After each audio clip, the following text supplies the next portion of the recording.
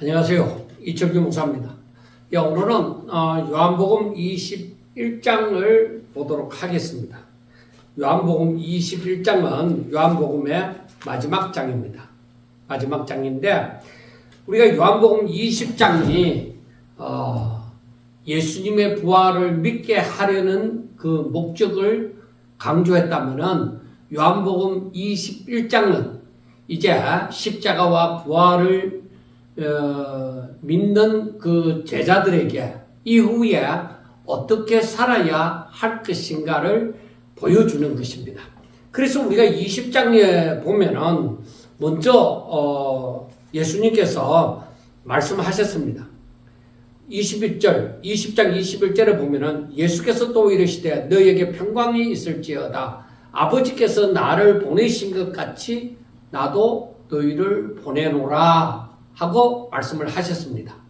그래서 이 말씀을 가만히 보면서 우리가 하나님께서 예수님을 보내시는 그 목적을 한번 생각해 봅니다. 자, 우리가 생각을 해볼 때에 하나님께서 예수님을 보내시고자 하실 때에 이 예수님은 십자가에서 그 사람들의 죄를 대속하시기 위하여 십자가를 지는 사명을 가지십니다. 그리고 예수님께서 부활하심으로 말미암아 여기에서 예수님은 다 이루었다고 말씀을 하죠. 다 이루었다. 그러니까 예수님께서 꼭 하셔야 되는 일이 바로 이 대속입니다. 아무도 이 십자가를 질 수가 없는데 예수님만이 하실 수 있는 일입니다. 그래서 이 대속은 바로 사람들의 이 죄인들의 죄를 사함이 있습니다. 그러니까 이 대속은 죄인들의 죄를 대신 짊어지시는 것이죠. 그러니까 죄의 삭은 사망인데 그 사망을 짊어지시는 것입니다. 이 십자가가. 그래 십자가는 죽음이잖아요. 죽음. 그러니까 이 예수님은 영원하신 하나님이십니다. 죄가 없으십니다. 그런데 이 죽음이 감히 이 예수님에게 임할 수가 없습니다. 죽음과는 상관이 없는 분이신데, 그래, 이 사람들의 죄를 짊어지심으로 이 죽음이 바로 임하였던 것입니다. 그러니까 죄인이 이 죽음 가운데 있게 되는데, 이 죄인들의 죽음이 예수님께로 감으로 말미암아 이 죄인들은 사함을 받게 되어지는 것입니다. 그래서 이 십자가를 짊어지심으로 다 이루었다고 말씀을 하시죠. 그리고 예수님은 사망 가운데 있었기 때문에 다시 하나님께서 저를 살리셨다. 그렇게 말씀을 하죠. 그러니까 생명이 다시 오게 되어진 것입니다. 그러니까 우리가 여기에 대해서 얘기를 하려고 하면은 너무나도 길기 때문에 간단하게 얘기를 하면은, 그러니까 예수님이 다시 죽은 자 가운데서 사망 가운데서 다시 살아나셨다. 그러면은 이 죄인들이 죄사함을 받고 이 부활이 예수님과 연합한 자가 되어져서 죄인들이 예수님과 연합한 자가 되어짐으로 말미암아 그 죄인들이 십자가로 말미암아 바로 죄사함을 받고 저들에게 연합함으로 바로 저들에게 생명이 주어졌습니다. 그래서 우리가 이 생명이 주어진 것을 거듭남이다 그렇게 얘기하죠. 또 중생했다, 새로운 피조물이다 그렇게 얘기를 하는 것입니다. 그러면은 이제 이 생명을 가졌음으로 말미암아 첫째 아담이 죄로 말미암아서 반드시 죽으리라, 정령 죽으리라 하는 대로 저들이 하나님과의 관계, 하나님과의 관계가, 하나님과의 관계가 단절되어졌습니다. 죽으리라 하고 했기 때문에. 그런데 여기에서 이 생명으로 말미암아 여기에서 하나님과 화목하게 되어지고, 그러므로 여기에서 이 생명이 다시 주어지는 것이죠. 그 하나님과의 관계가 화목하게 되어짐으로, 하나님과의 관계가 화목함으로 이제 이 거듭남이 다시 태어났다. 거듭남의 생명이 주어지게 되어진 것입니다. 반드시 죽으리라는 것에서는 이제 사귐이, 하나님과의 사귐이 없는 것인데, 이제 거듭남으로 하나님과의 사귐이 생기게 되어진 것입니다. 그러므로 이 아담의 후손들이 죄사함을 받고 새 생명을 얻었다.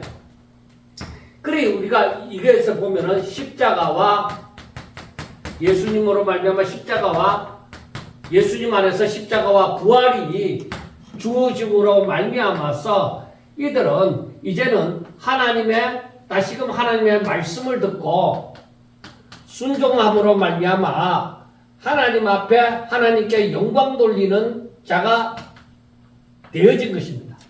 그러므로 이제는 21장에서 말하는 것이 무엇이냐? 너희들이 이제 하나님께 영광 돌리는 자가 되어졌다 이거예요. 너희들은 어떻게 살 것이냐? 어떻게 살 것이냐 이거예요. 그러므로 이제는 하나님께 영광 돌리는 자로 살아야 될 것이라는 것입니다.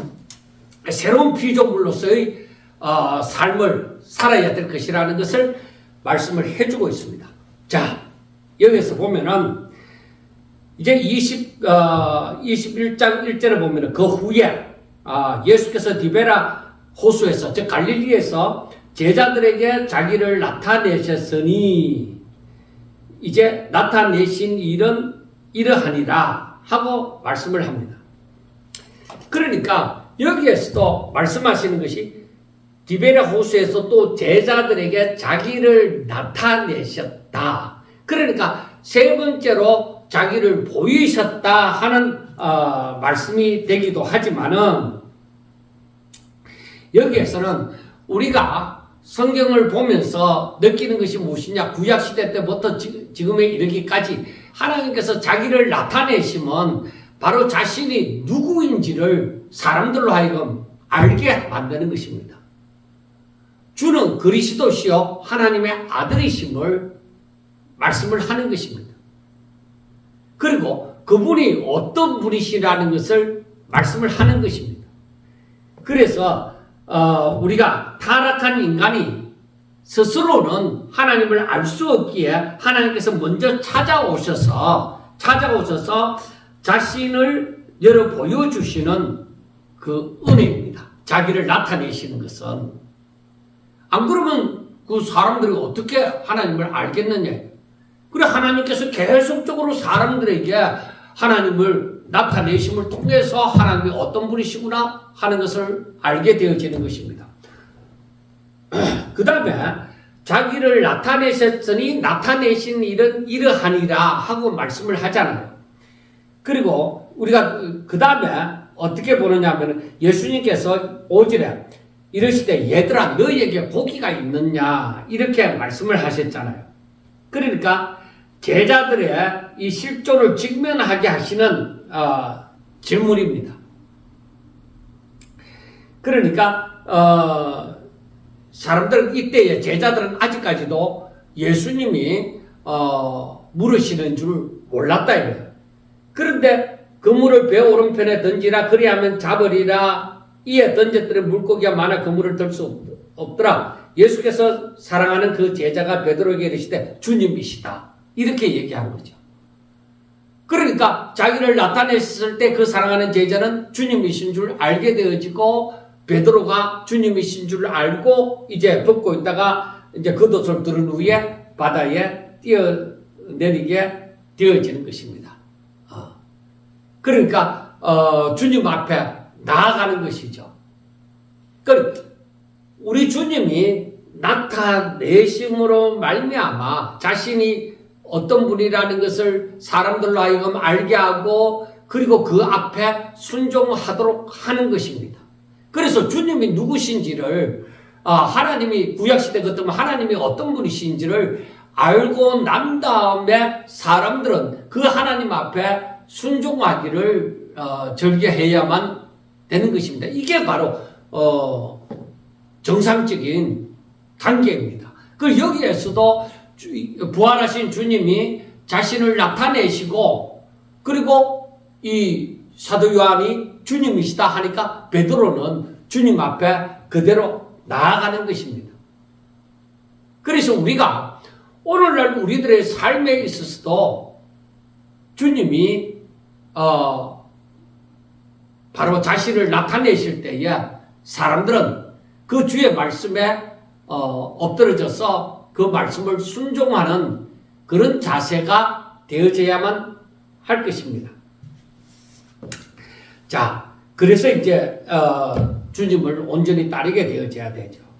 2절에 보면은 시몬 베드로와 디두모라는 도마와 갈릴리 가나 사람 나다나엘과 세베대의 아들들과 또 다른 제자 둘이 함께 있더니 그래 베드로, 도마, 나다나엘, 세베대의 아들들 둘, 그 다음에 다른 제자 둘, 그러면은 7명인 것 같습니다. 자, 다른 주다는 없으니까 또 누가 한 사람은 빠졌는 것 같습니다. 자, 시몬 베드로가 여기에서 나는 물고기 잡으러 가노라 하고 얘기를 합니다. 그런데 여기에서 사람들이 많은 생각을 할 수가 있게 되어집니다.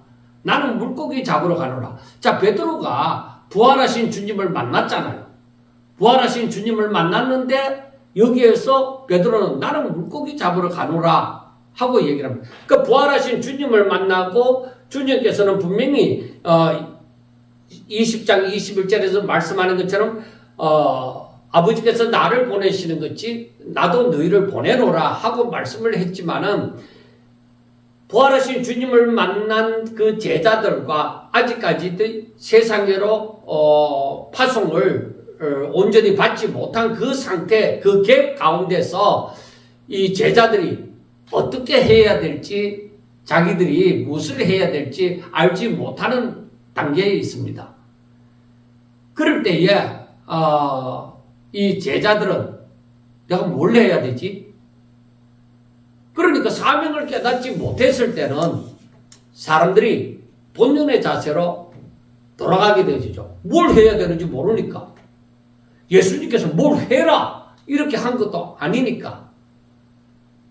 그러니까 이 베드로와 다른 제자들도 무엇을 해야 될지 알지 못하는 입장에서 예수님을 갈릴리에서 이제 만나기로 했는데 거기에서 자신들이 무엇을 해야 될지 알지 못하는 그런 이 과정, 그 과정 속에서 베드로와 다른 제자들은 물고기 잡으러 가노라. 그러니까 원래 그 본업이잖아요, 그게. 그러니까 물고기 잡으러 가게 되어졌습니다. 자, 여러분, 이제 조금 후에 얘기를 하겠지만은 이 물고기 잡으러 가는 것이 자신들의 본업을 따라서 가기 때문에 저들은 분명히 거기에서 무엇인가 그 수확을 얻어야 됩니다. 영적이든 물질적이든 간에 수확을 얻어야 되는 것이죠. 그런데 저들이 원래 본업이 베드로와 같은 경우는 물고기 잡는 어부단 말이에요. 그런데 저들이 물고기를 잡으러 갔습니다. 갔는데 그날 밤에 아무것도 잡지를 못했습니다. 그러니까 날이 새어 갈 때에 이런 걸 보면은 밤새도록 그물질을 했지만은 저들이 아무것도 잡지를 못했습니다. 저들의 본업은 어부입니다. 그런데 아무것도 잡지 못할 때에 그때에 예수님께서 그 바닷가에 서 계셨습니다. 예수님이 말씀합니다. 얘들아, 너희에게 고기가 있느냐 할 때 없나이다 하는 고백을 하게 되어집니다. 자, 여러분 한번 봅시다. 베드로와 다른 제자들, 그래 이들은 원래 대부분이 이제 고기 잡는 사람들입니다. 그런데 이들이 자기들의 일하는 터전인 갈릴리 바다에서 저들이 고기를 잡았습니다. 그것도 밤새도록 고기를 잡았습니다. 그러나 저들에게 수확은 없었습니다. 없었다. 자, 여기에서 볼 때에 우리가 앞에서 1절에 예수께서 디베라 호수에서 또 제자들에게 자기를 나타내셨으니 하고 얘기를 합니다. 그러므로 우리가 여기서 보면서 하나님의 간섭이 있었다 하는 것을 우리가 알 수가 있습니다. 하나님의 간섭은 바로 이 제자들에게 자신을 나타내시기 위하여 하나님의 간섭이 있었다. 그런데 하나님의 간섭은 수확이 없도록 만들었습니다. 그런데 여기에서 하나님의 간섭은 또 어떻게 나타나느냐? 얘들아 너희에게 고기가 있느냐 했을 때 자기 자신을 직시할 수 있도록 그렇게 만들어준 거죠. 그러니까 고기가 있느냐 했을 때 없나이다. 그러니까 자신들이 이 업으로서 고기를 잡고 있었는데 저들이 아무 수확이 없는 거예요. 밤새도록 고기 잡았는데 고기가 없다 이거예요. 그랬을 때에 예수님께서 하시는 말씀이 그물을 배 오른편에 던지라 그리하면 잡으리라 하고 얘기를 하는 것입니다. 자, 예수님의 말씀은 그물을 배 오른편에 던지라. 멀리도 압니다. 자, 배 오른편에 던지라는 것입니다. 그러니까 이 제자들이 그동안에 고기가 안 잡히니까 어디를 그물을 안 던져 보았겠습니까? 그런데 예수님의 말씀은 단순하게 그물을 배 오른편에 던지라. 그렇게 하면 잡으리라 하고 말씀을 합니다. 자, 이게 뭐냐? 하나님의 간섭이다. 하나님의 간섭. 하나님께서 자신이 누군지를 나타내는 것이 되어지는 거예요. 그러니까 하나님의 간섭이 있을 때 하나님께서 자신이 누군지를 나타내고자 할 때에 바로 그렇게 할 거예요. 그러니까 하나님의 말씀을 바로 주의 예수님의 말씀을 듣고 아무것도 없는데 이 흑암과 같은 곳인데 흑암과 같은 이 완전히 도저히 안 되는 절망적인 상황이 주어지는 곳인데 예수님께서 말씀하심으로 그 그물을 배 오른편에 던져 순종을 했다 이 말이에요. 순종을 했더니만은 하나님의 말씀을 주의 말씀을 따라서 순종을 했더니만은 그물이 찢어질 만큼 많이 잡은 거예요. 그러니까 이 말은 이건 고기를 못 잡았는데 생각할 만큼 한 6마리, 한 10마리 정도 잡을 게 아니라 이건 그물이 찢어질 만큼이라는 것은 상상을 초월하는 것이다. 상상을 초월하는 것. 이건 있을 수가 없는 것이다. 이건 기적이다. 왜? 밤새도록 잡았는데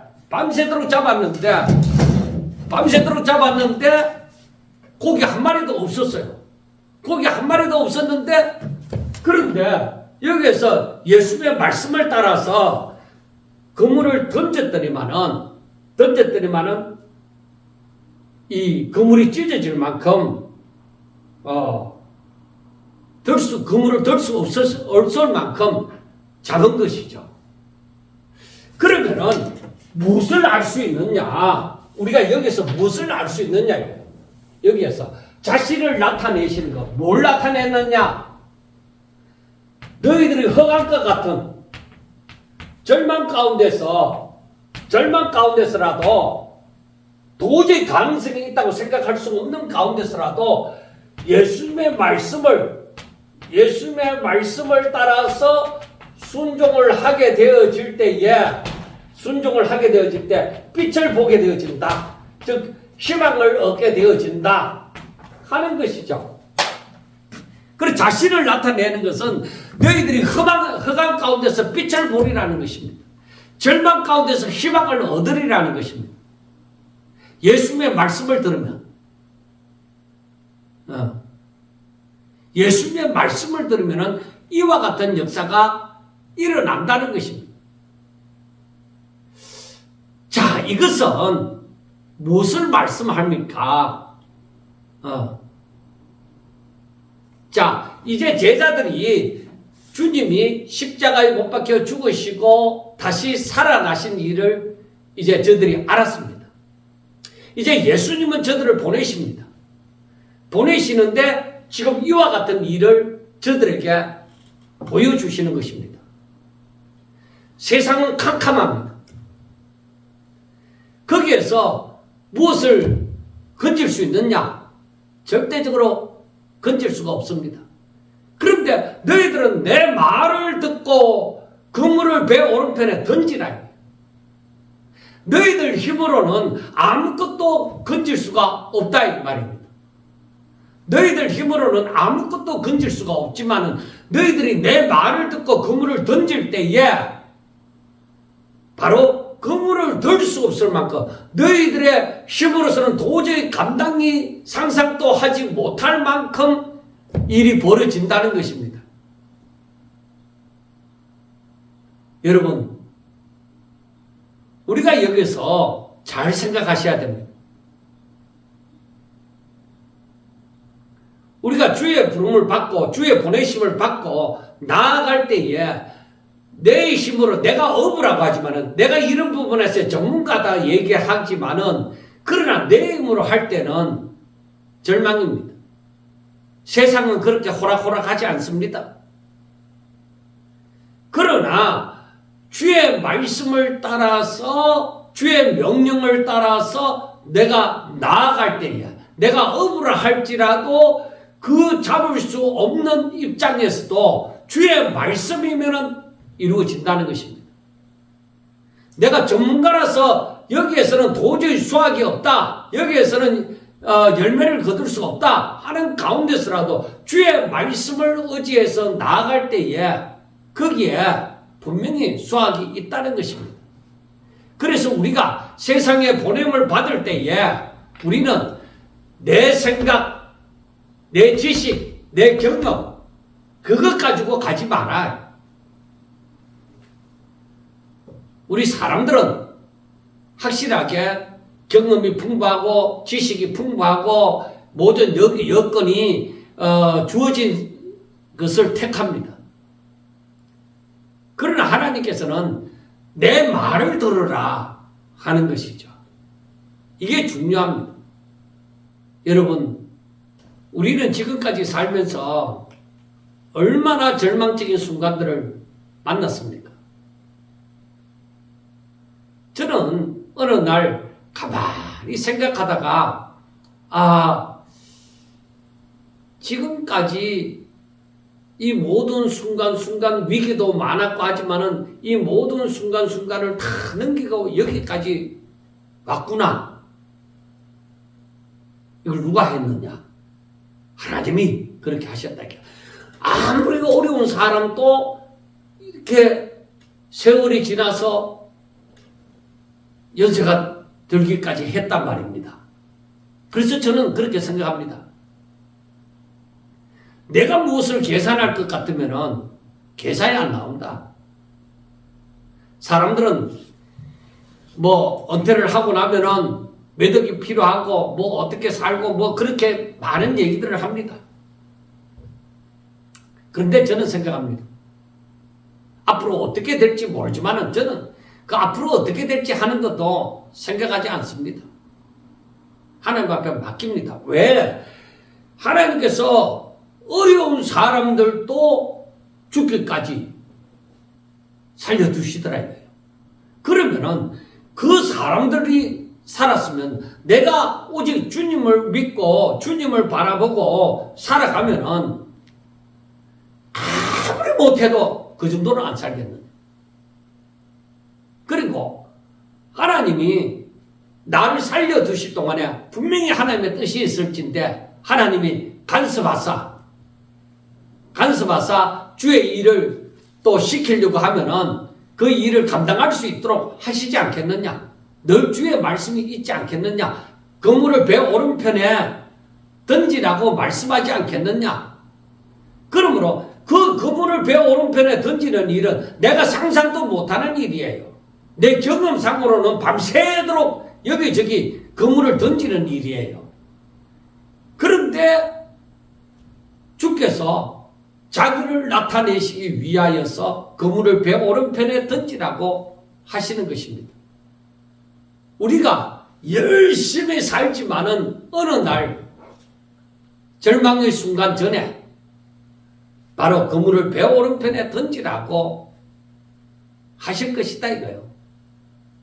그러니까 우리 주님께서는 밤새도록 이 제자들이 저들의 지식과 경험과 판단으로 밤새도록 그물을 던지도록 두셨습니다. 그런데 이제 날이 밝아올 때에 저들이 이제 다 손을 놓습니다. 손을 놓고 다시 이제 육지로 올라오기 전입니다. 여기에서 베드로가 이제 겉옷을 두른 후에 바다로 뛰어내렸다는 것을 보면은 이제 육지에 가까웠다는 것을 얘기를 알 수가 있죠. 그런데 이걸 보면서 이제 제자들은 이제 모든 것을 이제 단념하고 올라오는 순간입니다. 그런데 예수님께서 그때까지 기다리셨다가 자기 자신들의 힘으로서는 아무것도 할 수 없다 생각할 그때에 하나님이 말씀하시는 것입니다. 그래서 우리는 항상 하나님 앞에서 내 힘으로는 할 수 없나이다 하는 것이 우리의 고백이 되어져야 될 줄로 믿습니다. 내 힘으로서는 할 수 없습니다. 내 지식과 경험과 판단이 아무리 어떠하다 할지라도 하나님이 도와주시지 않으시면 나는 할 수 없습니다 하는 고백으로 늘 우리 하나님을 의지하면서 살아갈 때에 분명히 하나님의 역사가 분명히 이렇게 그물을 들 수 없을 정도로 수확을 거둘 수 있게 하는 그런 역사가 있을 줄로 믿습니다. 그 수확이 얼마든지 간에 인간의 욕심이 아니라 하나님이 기뻐하시는 만큼 분명히 수확이 일어날 줄로 믿습니다. 그리고 그것이 하나님께서 하셨다는 것을 이 제자들이 알잖아요. 주님께서 하셨다는 것을 알기 때문에 분명히 우리가 그렇게 주님을 믿고 갈 때 주님이 하셨다 하는 고백을 할 수밖에 없는 그런 자리에 이르도록 할 줄로 믿습니다. 그리고 여기에서 이제 주님은 우리에게 일하라고 하시지만은 사실은 이 길을 이렇게 되어지도록 우리 주님은 다 아시고 우리 길을 가만히 보시고 계시는 거예요. 그리고 우리를 항상 그 어느 순간에 주님을 바라볼 수밖에 없는 그 순간, 주님의 말씀을 들을 수밖에 없는 그 순간까지 예수님은 모든 것을 준비하고 기다리시는 것입니다. 여기에서 보면은 밥도 준비하고 생선도 준비하고 기다리시는 것입니다. 그래서 우리는 알아야만 됩니다. 내가 우리 주님이 준비하고 기다리시는 그 현장에까지 가야만 됩니다. 내가 내 힘으로 살지 아니하고 오직 주의 말씀을 듣고 순종하고자 하는 그 자리에까지 가야만 됩니다. 그래야 우리 주님의 준비하신 예비하신 은혜를 잊게 되어질 줄로 믿습니다. 여기에서 잡힌 고기가 153마리라고 했는데 여기에는 여러 가지 의미를 둡니다만은 하여튼 많이 잡혔다. 그리고 이 153마리가 구원받을 자를 얘기한다고도 얘기를 합니다. 어찌 되어졌든지 간에 바로 주님이 잡게 하신 이 고기는 그물이 찢어지지 아니하고 다 거다 들었다는 것을 생각할 때에 하나님께서 기뻐하는 사람들을 하나님께서 하나도 놓치지 않고 다 건지실 줄로 구원받게 하실 줄로 믿습니다. 그리고 사람들은 이제 예수님이 누구신 줄 알게 되어집니다. 그만큼 하나님의 역사가 확실하게 나타날 줄로 믿습니다. 아, 하나님이 하셨다. 이렇게 고백할 수밖에 없는 상황을 되게 하실 줄로 믿습니다. 그래서 12절에 보면 예수께서 이르시되 와서 조반을 먹으라 하시니 제자들이 주님이신 줄 아는 거로 당신이 누구냐 감히 묻는 자가 없더라. 그래 그때가 되면은 사람들이 다 주님이 하셨다고 고백을 할 수밖에 없는 그런 자리에까지 이르게 할 줄로 믿습니다. 자, 이제 베드로에게 사명을 주시는데 그들이 조반을 묵은 후에 예수께서 시몬 베드로에게 이르시되 요한의 아들 시몬아 네가 이 사람들보다 나를 더 사랑하느냐. 자 16절에 두 번째는 요한의 아들 시몬아 네가 나를 사랑하느냐. 그리고 세 번째는 요한의 아들 시몬아 네가 나를 사랑하느냐 하고 이렇게 물었잖아요. 주님이 나타나셨습니다. 주님이 베드로에게 묻습니다. 베드로는 세 번이나 예수님을 모른다고 부인한 적이 있습니다. 이제 예수님께서 베드로에게 너가 나를 사랑하느냐? 너가 나를 사랑하느냐? 이 말에 있어서 우리가 좀 단순하게 생각해 보겠습니다. 너가 정말로 나를 사랑하느냐는 것입니다.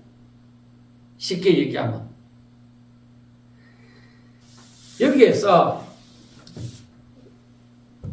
우리가 생각할 때에 세상의 어떤 것보다 주님을 가장 사랑하느냐는 것입니다.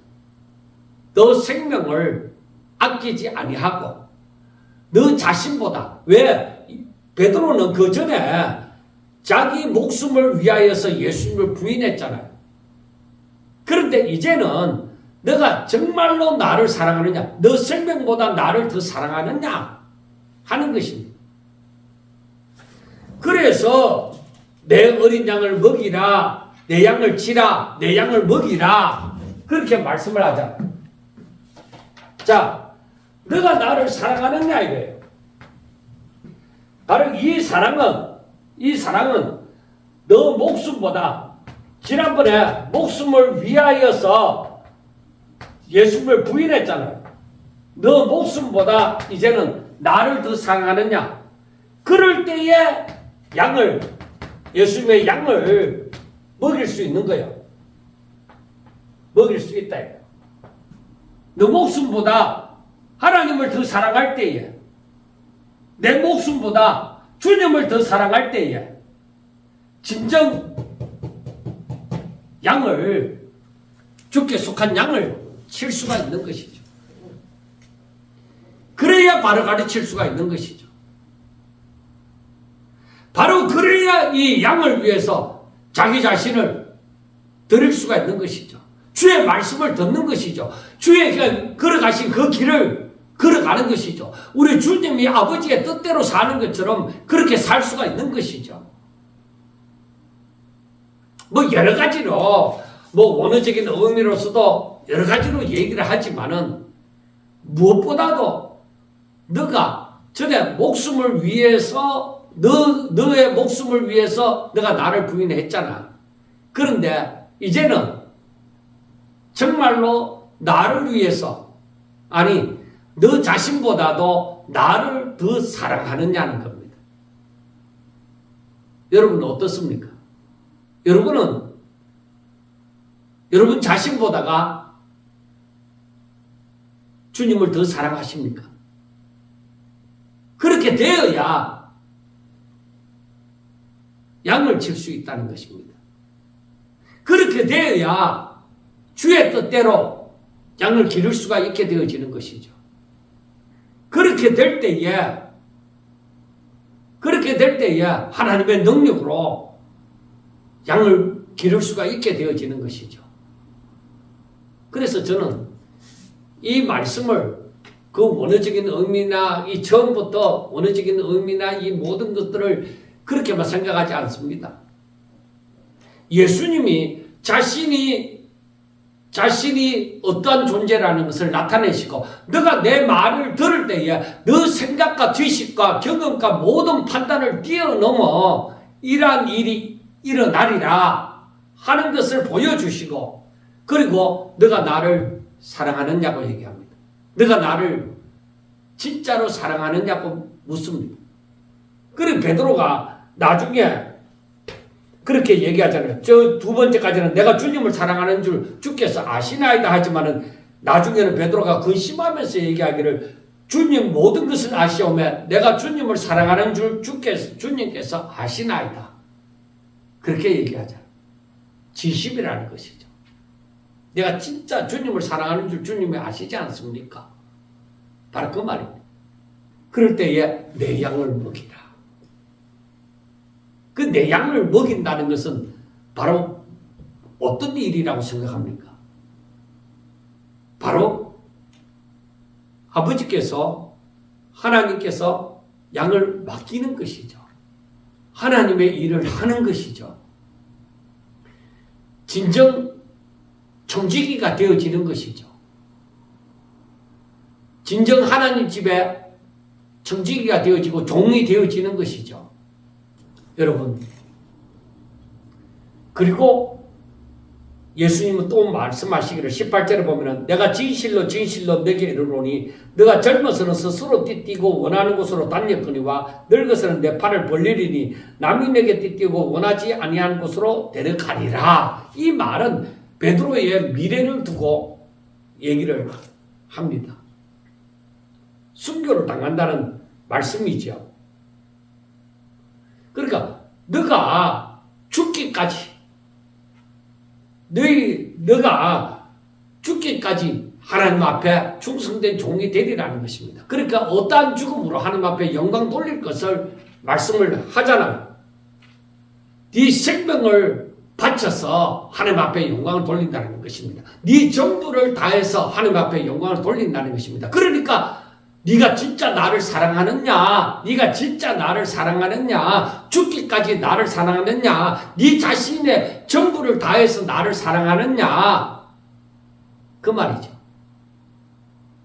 그래서 내가 나중에 너 전부를 다하여서 하나님을 사랑함으로 하나님의 영광을 위해서 너 자신 전부를 드린다는 얘기입니다. 그래서 19절에 이 말씀을 하시면 베드로가 어떠한 죽음으로 하나님께 영광을 돌릴 것을 가리키십니다. 이 말씀을 하시고 베드로에게 이르시되 나를 따르라 하시니. 그러니까 예수님이 오직 하나님의 뜻을 하나님 아버지의 뜻을 위하여서 자신을 온전히 죽기까지 순종을 하잖아요. 그렇게 해야만 된다는 것입니다.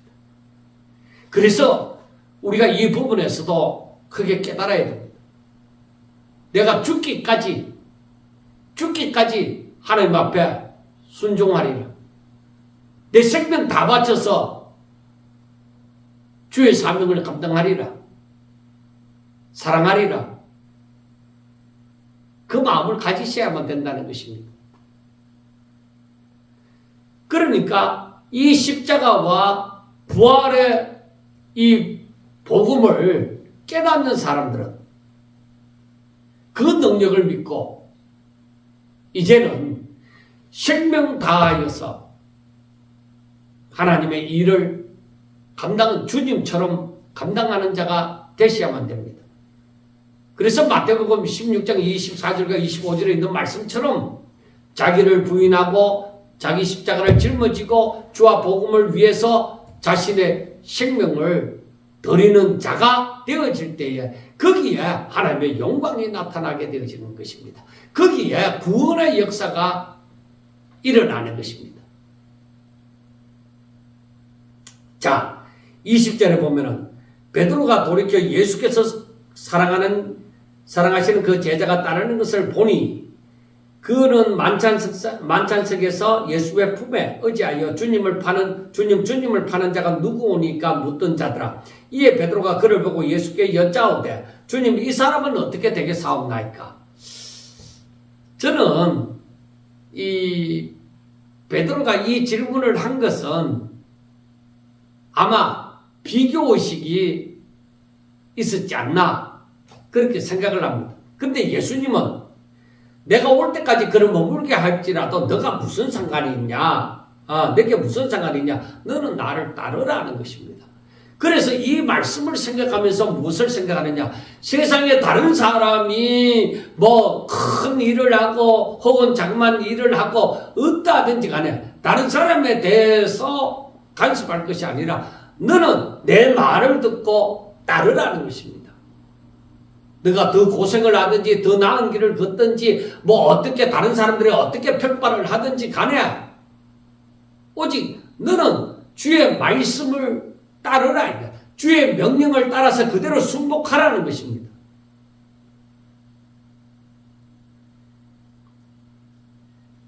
그래서 우리가 이 말씀을 가만히 보면서 생각하는 것은 무엇이냐? 정말 결론이 정말 주의 제자된 사람들, 주를 믿는 사람들은 자신의 전부를 다하여서 주님 앞에 충성을 할 것이다. 그러니까 우리 주님을 바로 알고 주의 말씀을 듣고 순종하는 것이 얼마나 대단한 일인 줄 알고 그래서 주의 말씀을 하나도 의심하지 말고 주께서 명령하신 대로 순종하게 되어질 때에 하나님의 영광을 보리라. 그것을 붙잡고 주께서 명령하시면 오직 주님이 걸어가신 그 길을 끝까지 따라 행하는 자, 주변이 어떻게 되어지든지 간에 그 길을 꿋꿋하게 걸어가는 자가 되셔서 정말로 하나님의 기뻐하시는 종이 될 수 있어야만 할 것이다 하는 것입니다. 사랑하는 여러분, 제가 급하게 이렇게 요한복음 21장을 마무리하는데 왜냐하면 사도 요한이 이 마무리를 하면서 보여주는 것이 무엇이냐? 주님을 따르고자 하는 사람들은 오직 주의 말씀을 듣고 자기의 전부를 다하여서 주님을 사랑하며 하나님께서 그를 지켜주시고 그를 통하여 영광을 받으시리라. 그러니까 오직 믿음으로 살아라 하는 것으로 결론을 내리는 줄로 믿습니다. 요한복음을 통하여서 정말로 하나님의 큰 은혜가 저와 여러분들에게 있으시기를 주의 이름으로 축원합니다. 감사합니다.